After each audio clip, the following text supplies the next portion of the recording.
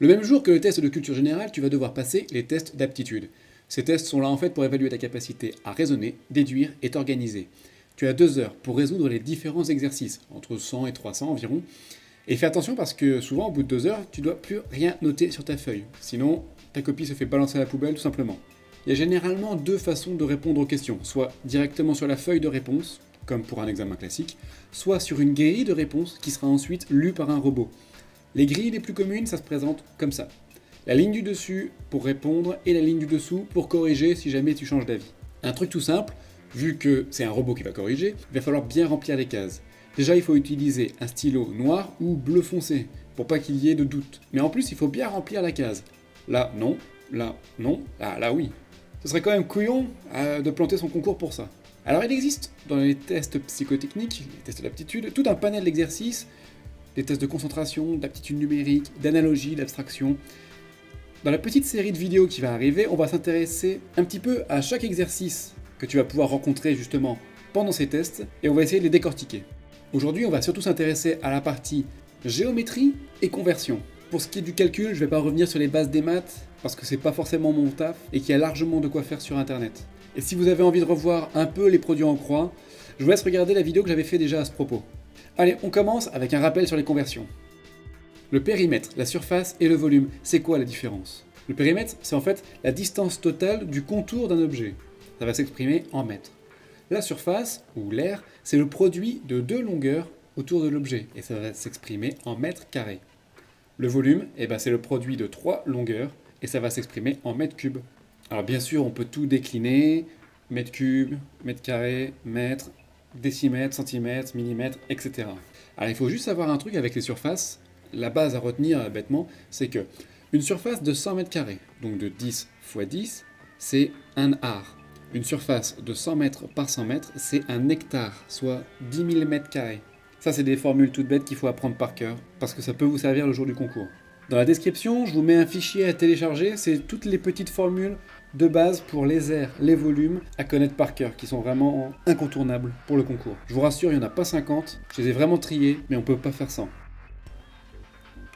Et tu sais quoi, maintenant on va parler un petit peu des conversions. Et puis surtout, en fait, de ce qui est des conversions de volume, parce que généralement c'est vraiment ce qui pose problème. On a le choix. On va revenir en fait au tableau avec les colonnes, vous savez, un petit peu, 3 colonnes pour un truc. On va avoir le tableau qu'on va mettre là, mètres cubes, décimètres cubes, centimètres cubes. Alors moi, le truc que j'utilise pour jamais me planter, c'est je me fais un repère. Le repère le plus simple, pour convertir des volumes en litres, c'est 1 litre, c'est égal à 1 décimètre cube. Ça c'est le truc, c'est le seul truc à retenir. Après tout le reste, ça devient de la logique, ça se retrouve. 1 litre, c'est 1 décimètre cube. Donc je mets 1 ici. Et après, en fait, j'ai plus qu'à remplir mon tableau si je veux savoir un petit peu à quoi ça correspond. Donc là, si je remplis mon tableau avec toutes mes unités, les volumes ici et les litres ici, 1 décimètre cube, mettons par exemple que je veux savoir combien ça va faire 1 décimètre cube en millilitres, je remplis ici, je rajoute mes zéros, tac, je tombe sur 1000 ml, 1000 millilitres. Et bah oui, 1 litre, c'est bien égal à 1000 millilitres. Je vais faire la même chose, tiens, regarde, on va passer un petit peu. Pour savoir combien ça fait 1 mètre cube en litres, je remplis 1 mètre cube, je complète pour avoir jusqu'au litre et ça me donne 1000 litres. Et inversement, si je prends 500 ml, 500 millilitres, combien ça me fait en litres? Tac, je remplis, je regarde par rapport à 1000 litres, ça me donne 0,5 litres. Tiens, un petit truc, je te rappelle que 1 millilitre c'est égal à 1 cm cube, mais c'est aussi égal à 1 cc. 1 cc, centimètre cube, tu vois le truc. Fais gaffe, dans certains énoncés, ils vont te mélanger les unités pour t'embrouiller. Par exemple, on va te parler de centimètres, puis de décimètres, ou de mètres cubes, puis de centimètres cubes. Bon, pour que ton calcul ait du sens, il va falloir que tout soit à la même unité avant de calculer. D'accord? C'est-à-dire qu'il va falloir convertir les unités pour avoir les mêmes partout. C'est-à-dire que si tu as des décimètres cubes d'un côté, des centimètres cubes de l'autre, machin, non. Tout en soit dans l'unité qu'on t'impose, soit dans l'unité que tu préfères si on te dit rien. Mais que tout soit en centimètres cubes, ou en millilitres, ou en centimètres, ou en mètres carrés. Voilà, t'as pigé le truc. Pour ce qui est du travail sur le temps, la vitesse ou la distance, pour ce genre de boulot, il y a une seule formule à connaître. Une seule, c'est plutôt cool, et en plus elle est hyper simple.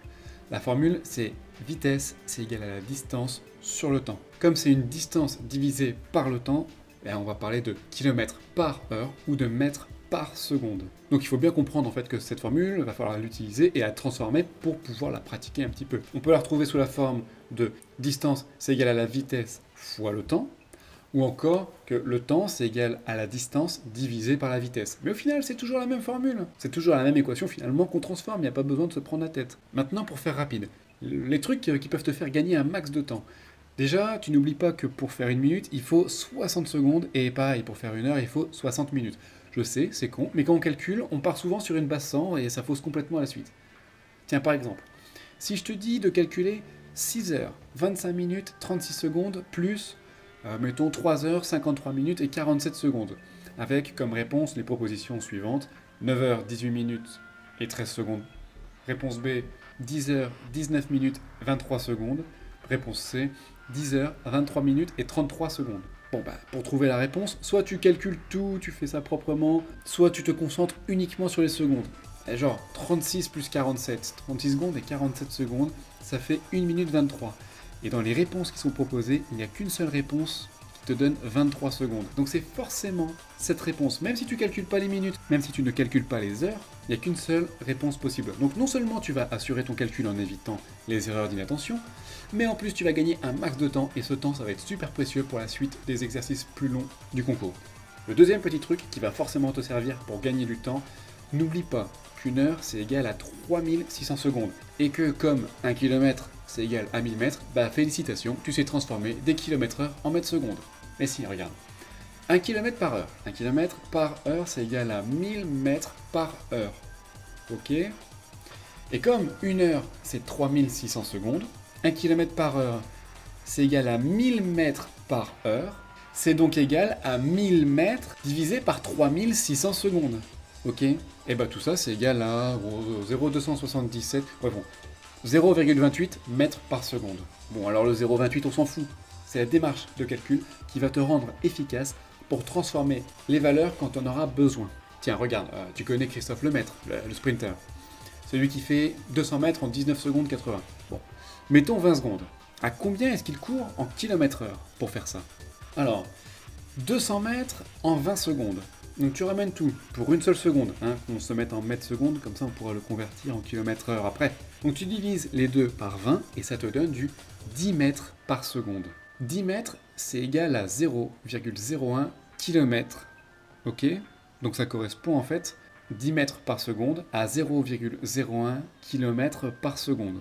Et pour transformer ça en heure, tu multiplies par 3600, soit 36 km par heure. Bon alors après, il y a toujours ceux qui vont te dire « Oui mais bon, tu peux aussi multiplier par 3,6 pour passer des mètres secondes en kilomètres heure, ou encore diviser par 3,6 pour passer des kilomètres heure en mètres secondes. » Et c'est vrai. Et gros malin par contre, quand tu seras devant ta feuille d'examen sans calculatrice, tu feras comment tes calculs de tête? Parce que multiplier par 3,6, ouais, une fois, 2 fois, 10 fois, ok, mais sinon laisse tomber. C'est dingue le temps que tu vas perdre, alors que si tu piges la démarche, en 2-2 c'est plié. Tiens d'ailleurs le calcul mental, t'es plutôt fort ou c'est la galère? Eh ben je te propose de voir ça dans une prochaine vidéo. Je te souhaite bon courage pour les conversions, on se retrouve très vite, ciao.